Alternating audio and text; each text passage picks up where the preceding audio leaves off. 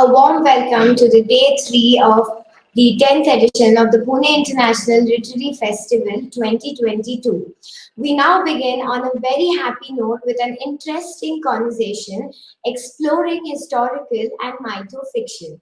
I welcome our guest, Ms. Shraddha Sahi is an ophthalmologist who judges her professional demands and passion for writing with a new label of a tennis mom.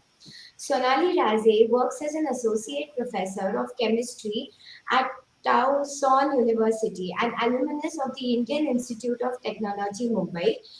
She is a US Fulbright scholar. Ashwini Sane is the author of the book with a dash of mythology. She is the author of a popular fantasy series for children. Vani Kaushal is an international author, a journalist, and a popular columnist. Vani has already been profiled by several international media houses. I request Vani Kaushal to begin this exciting conversation we are eagerly waiting for. Thank you. Thank you, Rochad. Hi to all the panelists. A big hello to all the listeners who are listening to me and who are eager to get into the session. Just believe me if I say this. I'm so excited to be hosting this session, to be moderating this session. The topic is so interesting. It's called Exploring Women in Historical and Mythological Fiction. My name is Vani. I welcome you all, and I have three beautiful women here with me. I have Shraddha, who's the author of Tanaji and the Treasure Trail, Sonali, who's the author of The Empress of Indraprastha, and Ashwini, you've written a beautiful book. Please tell us the name because I don't want to miss it's a long name. Just tell us the name of your book. The Okay, Adventures of, yes. this is the book, and it's The Adventures of Little Kanya, the Sonic Reverberator. Wonderful. I wanted to hear it from your mouth, Ashwini, because it's like it's got such a sci-fi sound to it and it's got a female protagonist. And you all have, including me, my latest book is called Seconds Later, and we all have female protagonists, and this session is about females in historical and mythological fiction. So, without wasting any more time, I'll just get into the questions because I just have so many of them, and I'm sure our listeners too have a lot of questions. So, my first question is, and I think a very obvious question is, look, the women that you guys are writing about, you are writing about historical fiction and mythological fiction. You're writing in that space. I mean, these are not the women who are very relatable to us. Like that's what one perspective of this is because they were not allowed to travel as much. They didn't have the same value systems. They didn't grow up around that you could follow your passions and your goals and your desires the way we our parents allowed us. You all are so educated and all. They were bound to their families, to their husbands, and to their children. Now, when you all were looking for protagonists for your respective novels, and you all have written many novels, what was the compelling need to create your stories around a female protagonist, and that too, somebody who probably did not even dress up the way we dress up, who did not speak the way we speak. So that's my first question to you all. And if maybe Sonali could take that for us first, and then Ashwini, and then Shraddha. Please, Sonali. Sure. Thanks, Vani. So I genuinely believe that eons change, but the ethos doesn't. Right? The emotions, human emotions are timeless. They stay the same. जमाना बदलता है, लेकिन जज्बात नहीं बदलते. So you're right that women have faced different struggles throughout the ages. We have had but at the same time, we have had, scholarly women in the past. We have had Gargi Maitreyi, even as recently as in the 1800s. We have had Jhansi Ki Rani, who was a brave woman. We have had Ahilyabai Holkar, Savitribai Phule. All of these women went through a lot, but they brought a lot of social change. And so the point is, yes, the struggles have always been there. They have been different. it's the even though the time has changed, the struggles have remained, but the struggles have been different. And women especially have adapted. People have been speaking up. Women have been standing up for themselves, doing something for the greater good, for society. As far as why this heroine, so Draupadi ki kahani to sab jante hain. Draupadi is like a total feminine icon, and the number of trials and tribulations that she went through, you wouldn't wish it on your worst enemy, right? Despite that, um, the way she held herself, the way she spoke for herself, and also uplifted other people around her was something that really struck me. And she is my favorite mythological heroine. So that was my reason for choosing Draupadi.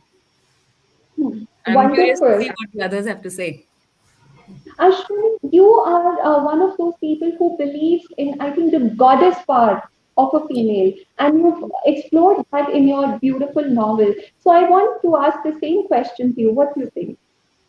Well, my book is about a little girl who's growing up, and the book is basically based on the stories of Kali or Durga or even Lilith.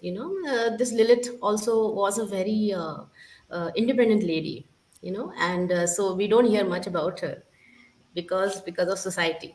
So my book is about a little girl. So and I just imagine, what if this goddess was small and she had problems of fitting into school, or had issues about herself and being bossed around. So I took it in that direction in my book, because the struggles for all women and a girl child are the same. They haven't changed. In fact, in the past, the women have been very educated. I mean, like ma'am said, there is Maitri, there is Gargi. We hardly hear about her, and they questioned big, big rishis in on a stage, and they were told to just be quiet, don't ask too many questions that we cannot answer.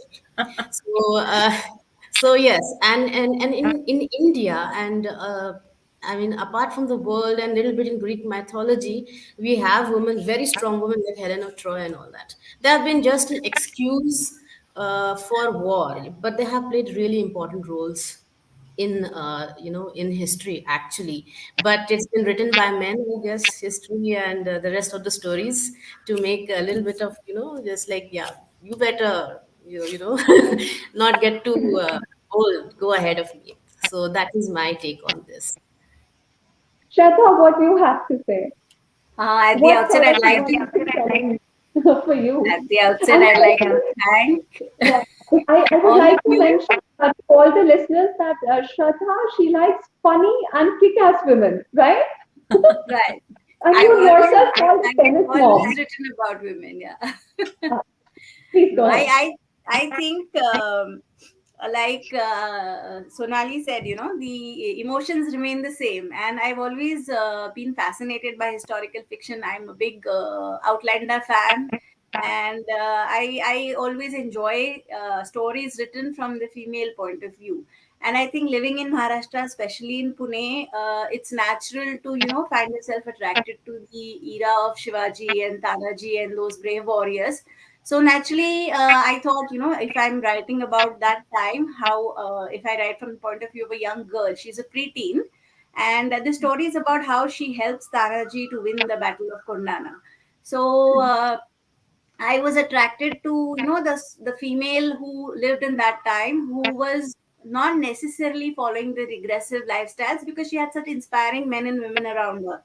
Because Shivaji's mother, Jijabai, as you all know, she was also quite a strong woman who brought up her son to lead the Marathas. So, such a girl, how would her thinking be? How would she face the challenges? How would she be inspired? I really wanted to put myself into that situation. And in spite of the strong warriors of that time, how would she bring her personality out? So that was what fascinated me. Wonderful, wonderful. I am, first of all, congratulations for choosing such strong female characters for your novel.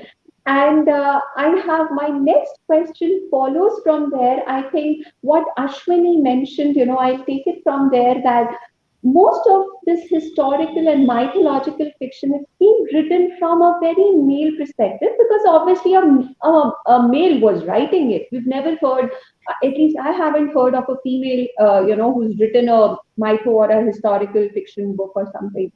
So when you went about researching for your books, how easy or difficult was that? And of course, you were reading every incident from a male perspective, and to get into the psyche of a woman, like what was happening to her, what was she feeling, how challenging was it for you? I'll probably start with Ashwini, since you brought up that point, and then Shraddha and Sonali. Well, my book is for children, so you cannot be very heavy-handed, or you cannot give them a lecture that you should be this way and you should be strong woman. So you just have to put it in from side characters, like a father who gives this girl confidence, things like that, or the her friend will help her through something which she's not good at, maybe swimming or something like that, to develop herself. So this is the idea I went about. Then of course you have to do research, you have to be correct in what you're saying. If the goddess's weapons are 9 or 8, there's always a debate: is it 9, is it 8 weapons that she's got? You have to figure out how to put it across. Will people read about 8 weapons? And definitely you have to do research. You can do in-depth research. Of course there's the internet, but you can read books. I think Nilkant Oak writes very good books. And there's in Pune we have a Bhandarkar Oriental Research Institute. They have really good books over there. And they really know what they have really read the books, and not as comics, or books written by people who have not actually read the Ramayana, have not actually read the Rig Veda. So they will, or the Mahabharata as well. So they, if you go to their library and if you interact with them or look at their YouTube videos and learn, they have classes. So you can definitely get a knowledge about what the whole character is about, and bring it to a level of a small child, how you put it in. So I just Wonderful. add things from Persia in a very light-centered, funny way. That's how I go about it. Wonderful. Shraddha? I was fortunate in that the time my book is set in Shivaji and Tanaji's time, a lot of literature is available, especially by Ranjit Desai. It's very a lot of information in the general sense about these events of history, about the happenings, about the battles, about the men, about their lives. What I found a little more challenging was the nitty gritty. So if my protagonist is wearing a dress, it's a parkar burka. So in that, what color would it be? What natural dyes? What colors were available at that time? So that those little things you don't realize. You just tend to show the she is looking at her reflection and pondering, her inner dialogue you want to show, but you don't pause to think whether there were mirrors at that time. If she would have access to a mirror, would she look at herself in the water? If she filled the vessel from the tank, or sorry, the well, what would be the utensil she would be using? Would be brass? Would it be earthenware? So those little things I found challenging, and we don't realize, but every line, nearly every page, every paragraph, we are using those background details. So that part of research I found a little challenging, but the general thing, I was fortunate enough to have a lot of information. I think you're right, because the details, the what do you say, the devil is in the details. It's like those very little details, the vocabulary, the sort of crockery, cutlery that is being used. You have to just get it right. You can't go wrong with that. Otherwise, your reader is going to be like, "Arey, research to kiya nahi, ऐसे ही लिख दिया." So, Sonali, what about you? Um, so, in the past 2 decades, there have been several stories on female-centric mythological characters, not only by women writers, but also by male writers. पहले तो नहीं था. You were right. There was a lot of like the Mahabharata is predominantly through a patriarchal lens, but that is changing now. There are several stories that are available about that. So I, like Ashwini said, I haven't read the original Mahabharata either, but the Bhandarkar Oriental Research Institute, which she mentioned, Bori is definitely an excellent source of all the information, and they have YouTube videos and stuff like that. I tried to read all the contemporary mythological stories about Draupadi as well as other characters in the Mahabharata. And then there's the internet, which is a vast source of information. I was also lucky to have like friends and neighbors here who I could just, borrow their books, like give me some authentic sources which I can use, because it's like you said, if the research gets messed up, then the readers are going to not like it. So yes, a tremendous amount of research does go into this, and I basically, like every other writer, I used everything available at my disposal. And the one thing that I think all of us as writers do is read, read, read, and read everything we can, not only in the genre that we are writing about, but also in other areas, because you can get a lot of interesting tidbits from other genres also. At least that's my take on it. Like, you don't, it just doesn't necessarily have to be fixed in this one niche area that you're writing in, but you can collect ideas from other aspects of life. Wonderful, wonderful. I think, we would all agree we are readers.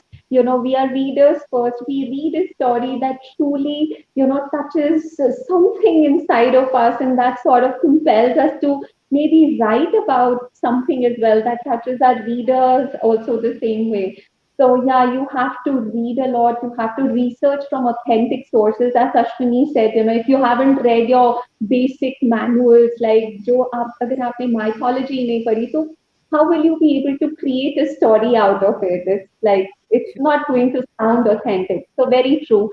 My next question to you is that when we look at historical and mythological fiction, we also see that in the days of yore, women, they've been portrayed, the value systems and all, they are all very different from our current values. They were mostly treated like a victim of relationships and situations and circumstances and events.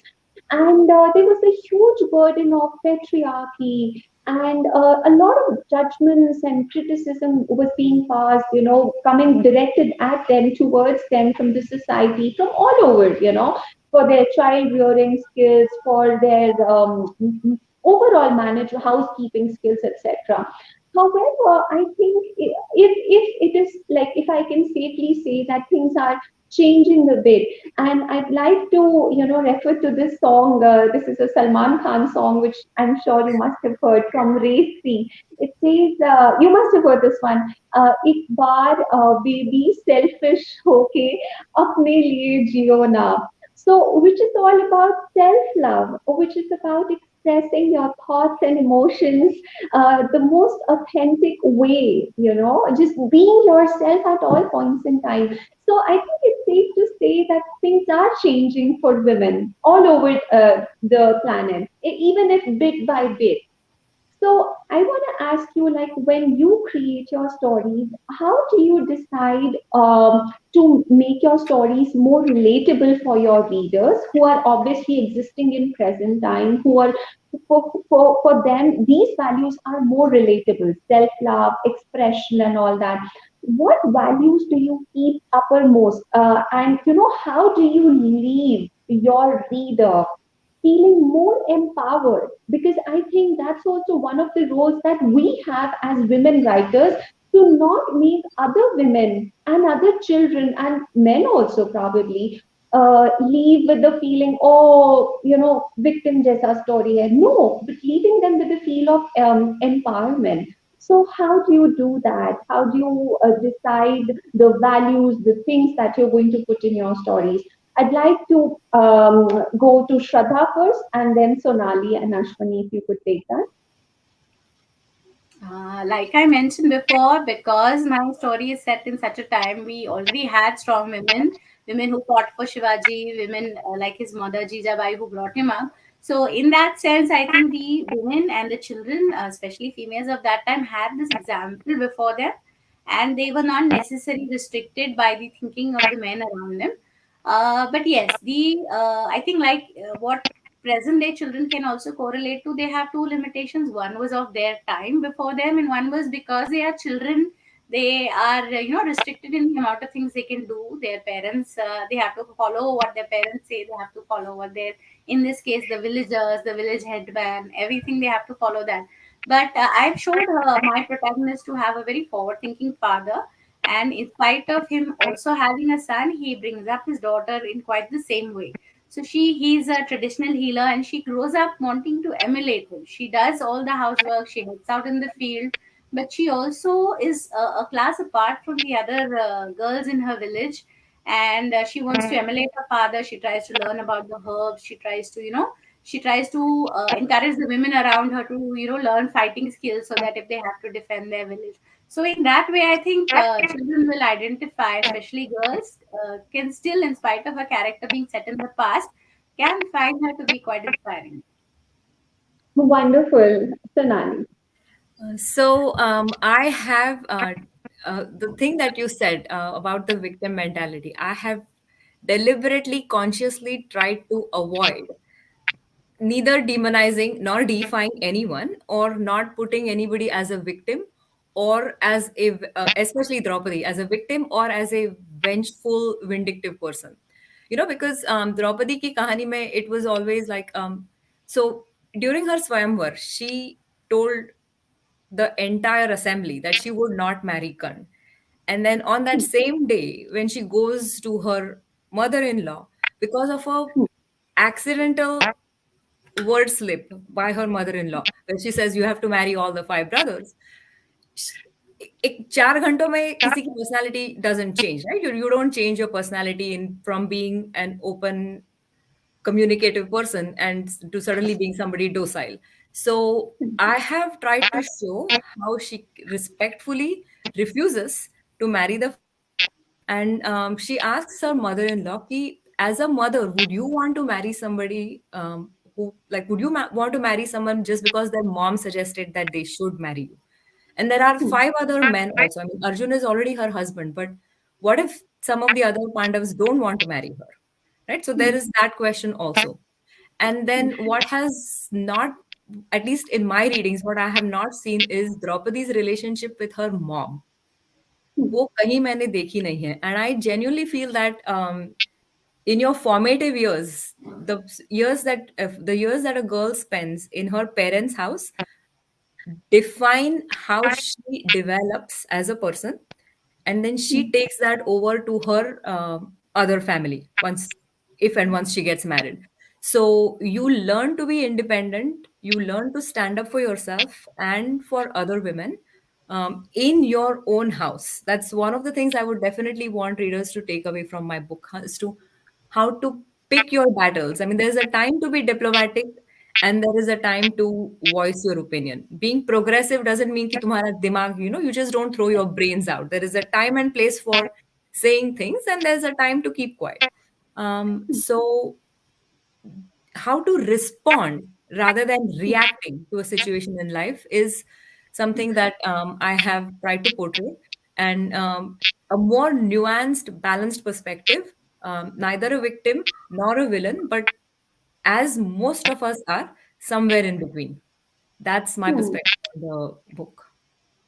Something that you said, Sonali, it's so beautiful. That it's not the way you react, but it's like. Can you say that again? So yeah, you choose to respond to a situation and not react to it. Yes, yes. I think that's where your training comes, those years and years of training that you put into things, that you respond in a way which takes you on a higher level, which is more graceful. And I think everybody knows that whatever you think, whenever you think about Draupadi, she is known for her that grace. She always was very graceful in her dealings. Yeah, Yeah. that's there. Ashwini, what do you have to say about this? What values do you keep in mind or you keep uppermost when you're writing your books? Definitely, since it's about a little girl, so about confidence and understanding what is your power and what you can do, what you can extend yourself to do. This my character learns through experience in dealing with the problems she has in front of her, dealing with the devil or dealing with the school boss, a bossy girl, or dealing with her new mother and trying to adjust in a different house. So so you have to take it down to that child's level, and also having fun in the end. And basically understanding like how to think and make a decision, like Mrs. Raje said. So that is very important. And as for in the past, have women been portrayed? Have they been victims?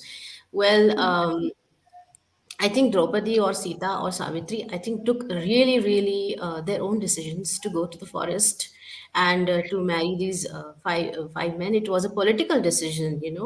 I mean, these men had property also, and she also came with half of Kandahar. So occupying Kandahar is a huge territory, and that's. I mean, you have to interpret the mythology the way, like in an intelligent way. uh, and the rest of things have been added later, that she has to sleep below the legs of the men. That is probably added later. And we still have a few tribal societies which have this marrying of five men, the Jonsaris in near Dehradun in Chakrata. They have it. So basically, in the game of chess, probably they just gave away Kandahar like that, you know, and it was interpreted in a different way. And Sita also took her own decision to go, and Savitri married a man who everybody said don't marry. Yeah, so they were very brave. So same bravery and the same the focused using your intelligence, on the spot intelligence, how to deal things in the most diplomatic way. I've tried to convey this through the side characters and the experience of the protagonist. This is what I've done. Hmm. Wonderful. I have a quick question for you also. Something that Ashwini said, when you read up mytho or historical stuff, you often find many versions of the same story. Like somebody would say there were 8 weapons, somebody would say 9 weapons. I want to ask all three of you, and I'm sure our listeners would benefit a lot from this answer. How do you decide which version to trust? Do you have an internal compass telling you, oh, okay, maybe I'll go with the 8 weapons? Or, how can you truly tell? Like, I'll start with you, Ashwini, and if three of you could answer, I think this is going to help our listeners as well. Well, you have to read the book to understand, because it will give away some of the things which I've done, which I have taken some creative liberty. Well, you have to just make sure that it's not going to offend anybody, and Creative liberty. take the general point of view of what people are saying. You cannot take a researcher's point of view, because not a lot of people read research work like Gori Bhandarkar, Oriental Research Institute. People don't read up so much, so you have to take a middle path, which is mostly acceptable. Take some creative liberties, change some names or situations to make them your own, so people don't get if affected. For example, I have changed the names of the gods. Like, I have tried to keep it not so Hindu as such. I've tried to bring about the preserver. I've given it a different name. I've just turned the name around of Vishnu, so that everybody is accepting the god, whoever it is, and the idea of the creator, of the preserver, of the destroyer, Wonderful. the Kali. I've changed the names. So you have to do that kind of a balance. And of course, I think Ramayana also is a collection of stories. In actuality, it is not. It was like one prominent person and millions of other stories of important things which happened in the Ramayana. So they also took creative liberty to write the Ramayana that way. Shraddha, how do you decide which version to Um, choose? since mine is a work of fiction, it's a fictional Bindas. character set in a historical time. So yeah, that disclaimer is always there.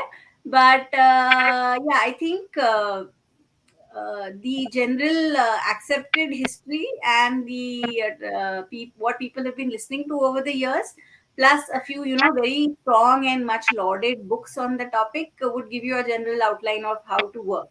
But yes, anything you say can be controversial in today's time. So I've especially the Shivaji's the atrocities which the Mughals committed and things which happened. So I try to toe the lines to what has been accepted so far by everybody, and not go out on a limb and say something really drastic. Sonali, what about you? Interesting. So, My approach has been very similar to both Shraddha and Ashwini. I've tried to take the middle ground. Yeah, you don't definitely want to offend anyone, but at the same time, my approach was because I had read up so many of the books on this topic. I just wanted to make sure that I didn't repeat anybody else's story. Like people have to, there should be a reason why somebody would want to pick up this book, and that's why I chose to explore Draupadi's relationship with her mom or with Nakul Sahdev. Like they are lumped as one character, like unko kabhi koi space nahi milti hai. So here Sahdev and Draupadi's relationship has been flushed out. In the second part that's coming up, her relationship with the wives of with the other wives of the Pandavas, that's the focus of the second book. I can't give out too many details about that, but I have deliberately tried to stick to the original while making sure that I use, as you say, creative liberty. Otherwise, there's no point in telling a story, right? I mean, if I rehash the same thing that has been written over and over again, there is no point in writing what has already been done. So Yeah. at the same time, I don't want to hurt anyone's religious sentiments. I want to make sure that the original fabric remains untangled, and I put my own embroidery in that space. So that's been my approach.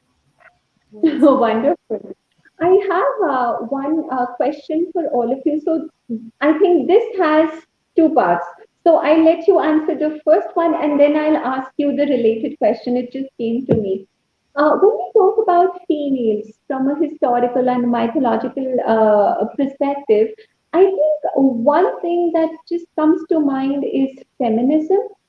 And first of all, I'd like to ask you what feminism means to you. And why I'm asking that is because today we talk a lot about feminism, okay? But mostly I think it is misunderstood because it's come to mean something as hating men or just rubbishing them, whatever they think. I don't think it is that. This is my personal opinion. So I want to understand what feminism means to each one of you. And secondly, I want to understand because you have read so many texts in historical and mythological fiction, uh, how much of those feministic ideas and values do you find in our old literature? And is it really inspiring for us to look at that? When we talk about feminism, did it promote feminism in any way? If that's what it means. So yeah, I mean, this is like probably Sonali could take this first. So two parts: feminism, what it is for you, and secondly, how do our old texts promote this idea, or they don't promote it? You can have either opinion. My definition, so it's like you said, feminism is a very tricky term, and there is this population which thinks that okay, feminism matlab men can't do anything or women can always do things better than men. But my Hmm, definition of feminism is somebody who stands up for what she believes in respectfully and hmm, empowers other women hmm, along with herself. So hmm, it's all about empowering collectively. It's not just about, like putting somebody down.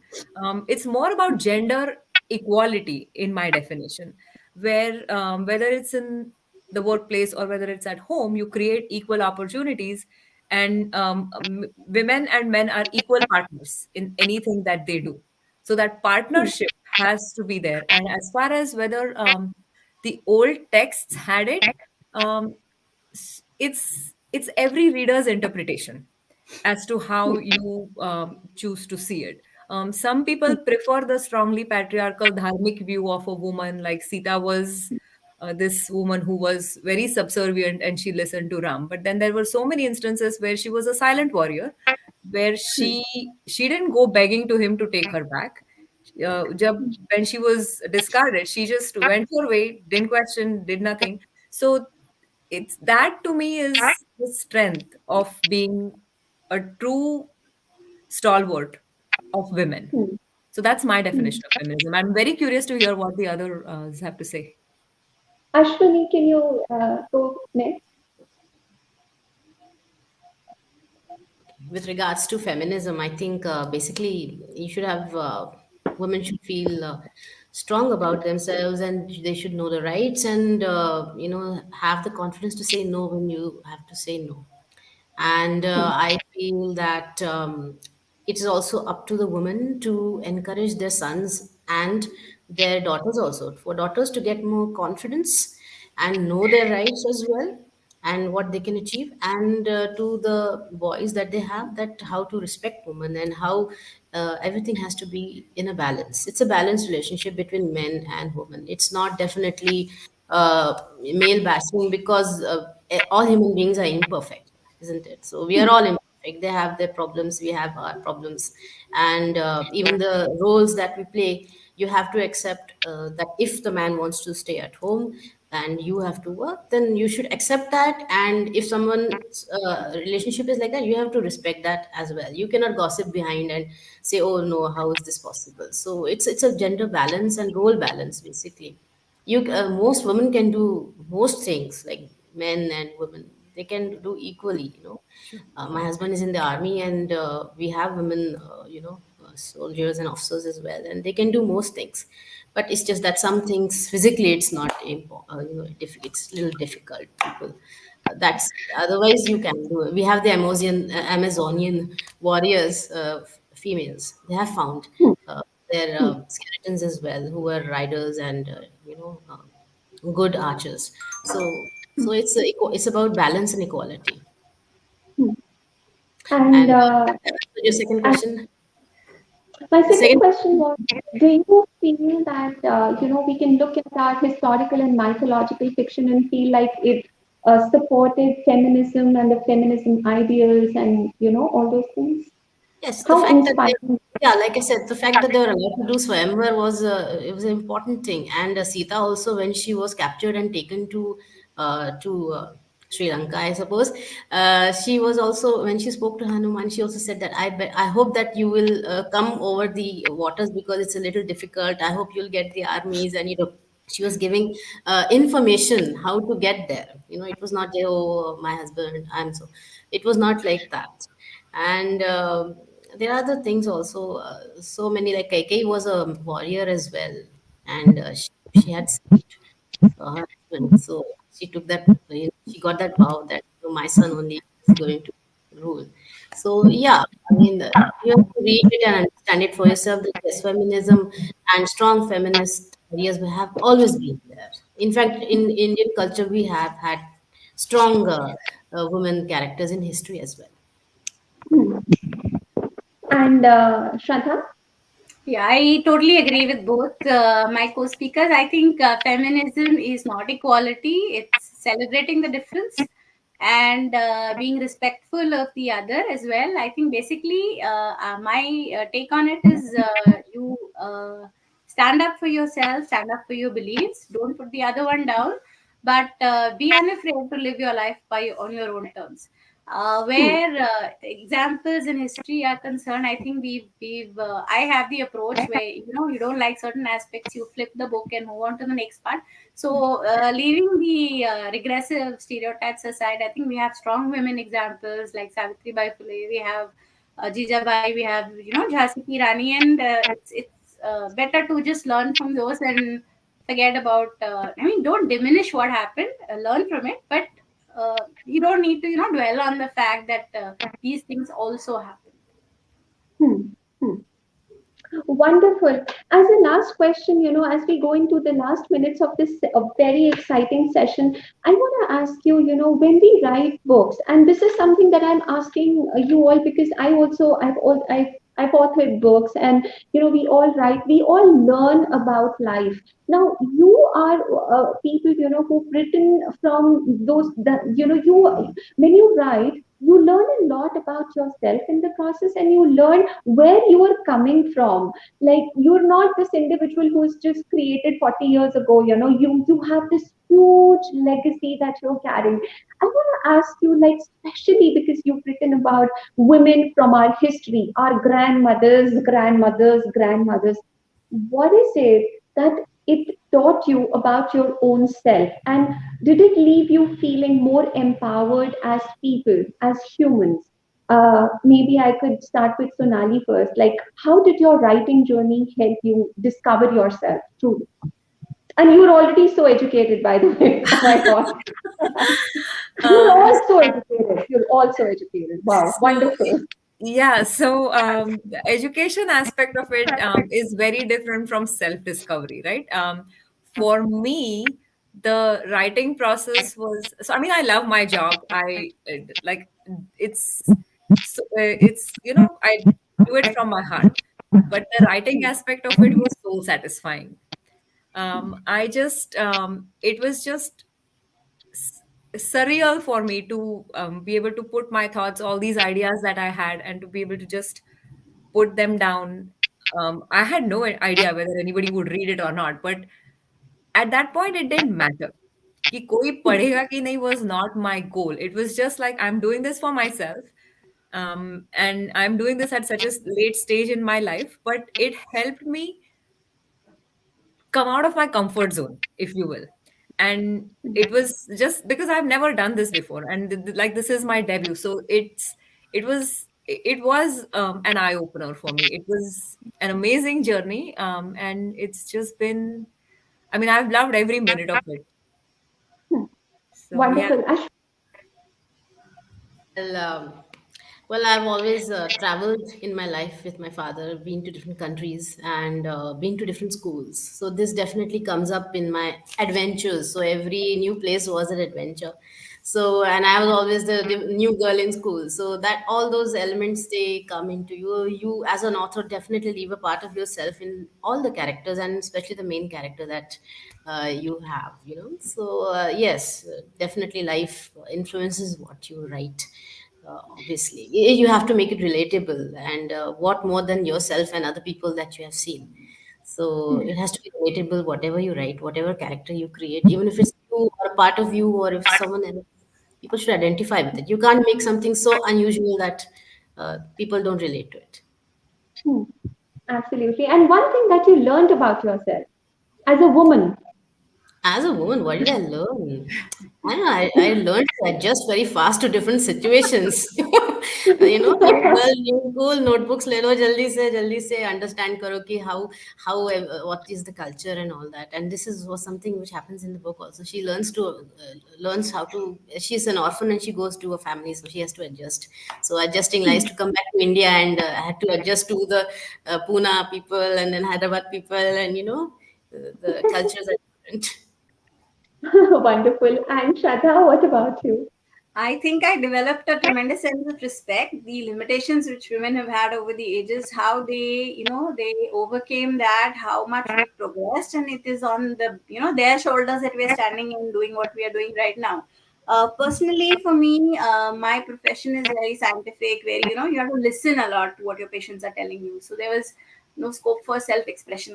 What can I tell you? So this writing was a good outlet for whatever I was feeling, for whatever I was observing. So it was a healing journey for me. Hmm. Patients, I heal the patients, but to heal myself I had to write. The writing, yes, yeah. I think the best thing that you said was standing on the shoulders of the giants. I think that's what I feel as a woman. I don't feel like I've made this journey alone. I feel we've had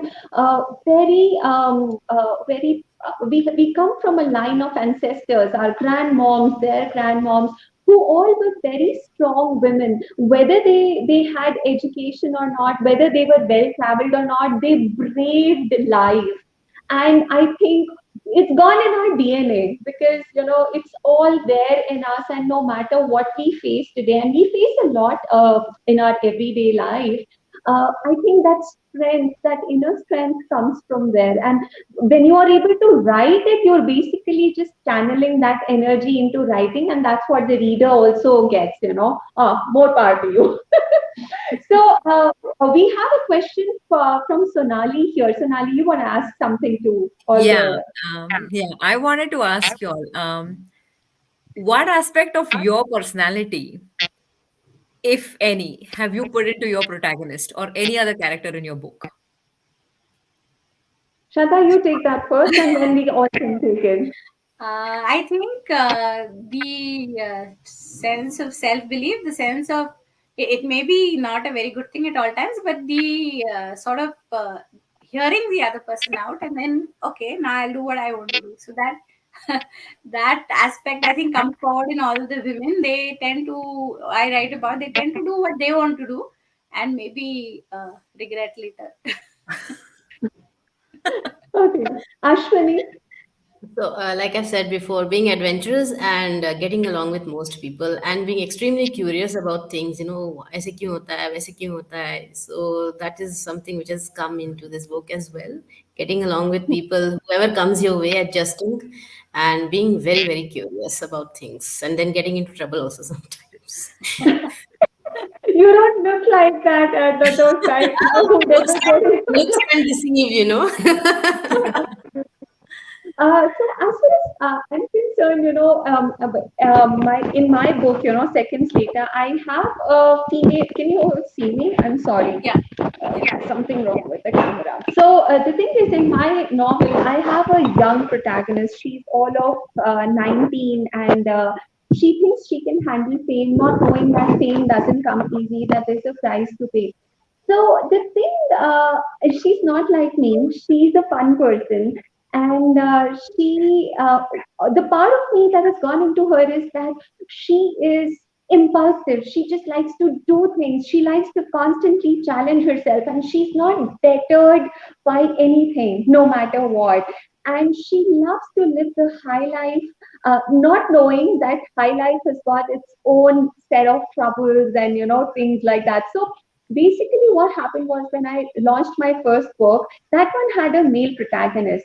Anyhow, I started the promotions and all, and I found that I was getting tagged on Facebook and Instagram in obscene posts sometimes, and that was like, it introduced me to the other side of fandom or fame or whatever you call it, the toxic side.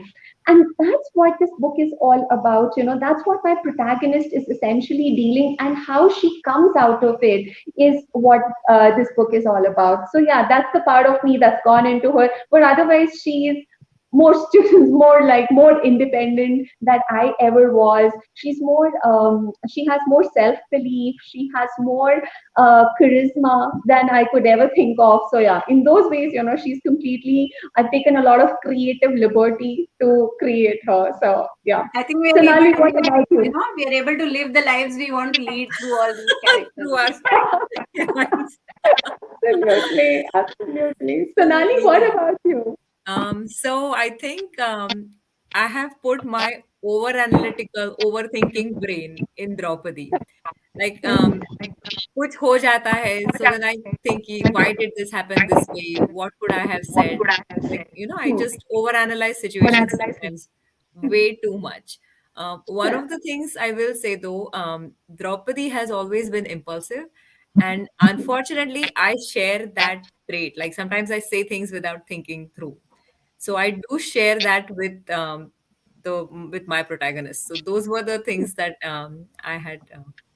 I just thought it was interesting. And I was curious if other authors also put a part of themselves into their writing, or if they can relate to their characters somehow, and how Can they I deal with ask a it. question?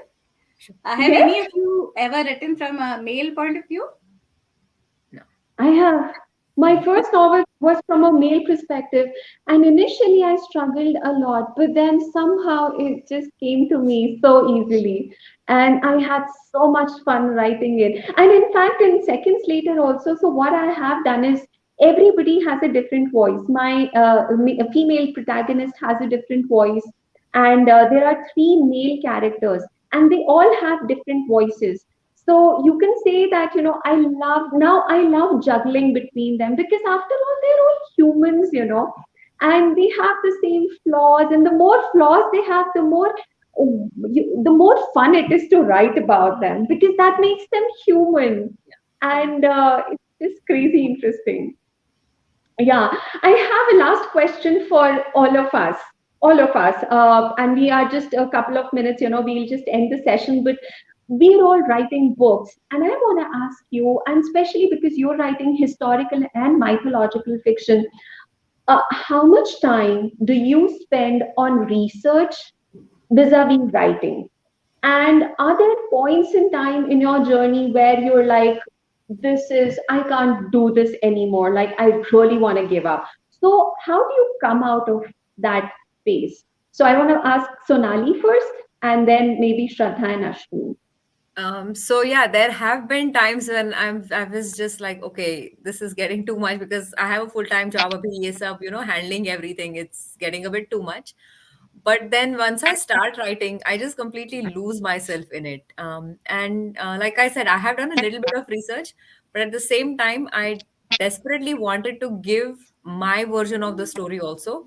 So it's been 50-50. It has been partly research and partly creative liberties, where there are new incidents which you have never seen before in the Mahabharata, like Draupadi's interactions with Karn's kids or something. So that wasn't strictly research. That was something that I made up just to give it a more nuanced perspective. So it's both research as well as creativity.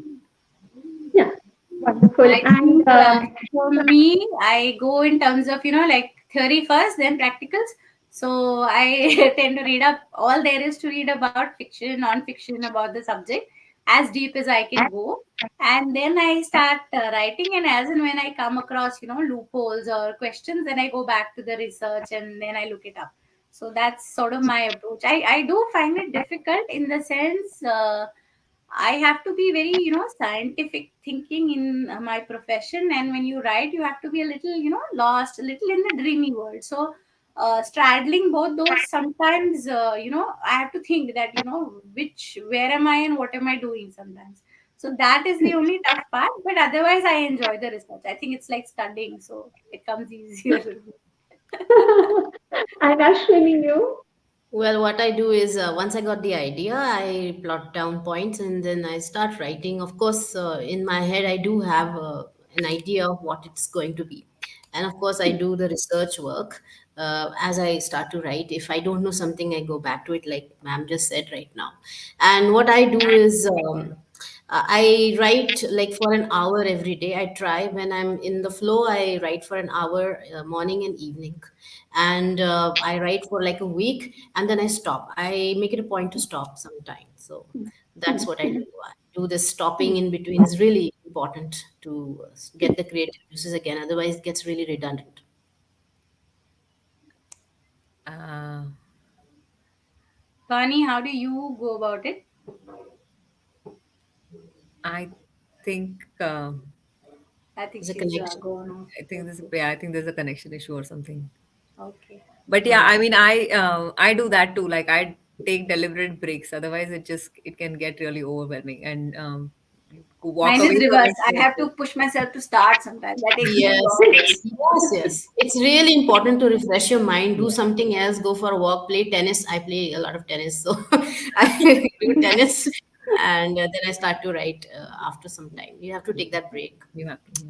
Yeah. Wonderful. I think we are almost closing this session. I want to thank the organizers of Pune International Literary Festival for giving us all this wonderful opportunity to reach out to our listeners and to talk about our books and what sort of excites us. And historical and microfiction is just such an interesting theme to look at and to explore. I've had fun, and I thank you all for joining us today. Shraddha, Sonali, Ashwini, please Thank you. say your closing Thank words before the anchor is here. Thank you all for this wonderful, amazing session. I learned a lot. It was really illuminating talking to all of you. I think all of you are inspired me to write the next ones. No, I'm really happy to be here interacting with like-minded people. You get so few of them, that is the thing. So yeah, Wonderful. thank you so Thank you, much, Vani. Vani. You've been Thank a you. wonderful Thank host. Thank you you. so Thanks, much. Sonali, so much. Thank Yep. you. Bye. Thank you so much. What an engaging and super fun conversation today. Best of luck to all your future endeavors. Shraddha, Sahi, Sonali, Raje, Ashwini, Sane, and Vani Kaushal. And thank you so much for being PILF guests. It was an absolute honor. We will now begin our next session. Salzburg Global Seminar presents Suno Sunao after a break of 15 minutes at 12:15 p.m. We thank our title sponsor Vishwakarma Publications, silver partner SBI, bronze partner Bajaj Allianz, and our bookstore partner Crossword. Thank you.